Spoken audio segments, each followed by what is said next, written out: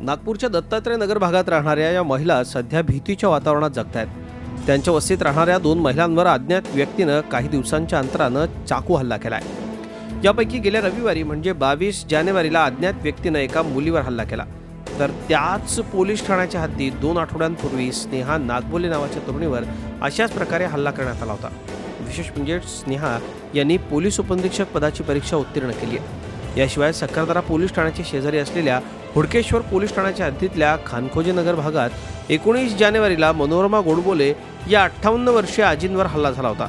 यापैकी एकाही आरोपीला अटक झालेली नाही। तिघी जणी होतो। माझी आई आणि काकू होता, त्या थोडा वेळ चेअरवर बसल्या आणि मी फिरत असताना अचानक एक ऍक्टिव्हावाला आला। त्यांनी मला चाकू मारला आणि स्पीडने गाडी घेऊन तो पळून गेला आणि तो कोण होता काय होता म्हणजे काहीच कळलं नाही।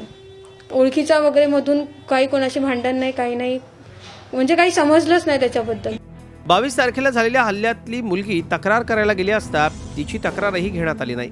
अखेर पोलिसांनी 3 दिवसांनी गुन्हा दाखल करून घेतला। ही बाब झी 24 तासनं पोलीस उपायुक्त रवींद्र सिंह परदेशी यांच्या लक्षात आणून दिली असता त्यांनाही धक्काच बसला। मुलीचं जोपर्यंत मेडिकलचं ते सर्टिफिकेट मिळणार नाही तोपर्यंत आम्ही रिपोर्ट घेता येणार नाही। आणि मग दुसऱ्या दिवशी सुद्धा आम्ही दुपारी तिथे काही महिला आणि 10-15 लोक तिथे गेलो, तर त्यावेळेला सुद्धा त्यांनी तक्रार नोंदवून घेतली नाही।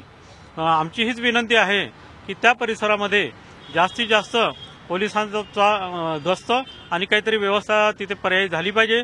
एनिमिटीचंही अजून दिसून आलेलं नाही, तर तपास चालू आहे आणि त्याचा सखोलतेने आणि त्याच गांभीर्याने आम्ही तपास करून त्याचा छडा लावतो। वरिष्ठ पोलीस अधिकाऱ्यांनाही पत्रकारांकडून अशी माहिती मिळत असेल तर नागपूरमधल्या कायदा सुव्यवस्थेची कल्पना आपल्याला येईल। आता या घटनेची पोलीस उपायुक्तांनी दखल घेतली आहे। दोषींवर तातडीनं कारवाई होणं गरजेचं आहे। महिलांवर हल्ला होण्याच्या घटना नागपुरात घडतायत। या ताज्या घटनेत तर पोलिसांनी या संबंधीची माहिती आपल्या वरिष्ठ अधिकाऱ्यांना दिलीच नाही। त्यामुळे नागपुरात गुन्हेगारांना पोलिसांची भीती नाही हे आरोप तर होतातच आहे, पण आता कनिष्ठ अधिकाऱ्यांना देखील ज्येष्ठ अधिकाऱ्यांचा हक राहिला नाही का हा प्रश्न आता चिंतित नागपूरकर विचारतायत। व्हिडिओ जर्नलिस्ट मंगेश हस्तकचा Akhilesh Halwe, zee media, Nagpur. Zee 24 तास रहा एक पाऊल पुढे।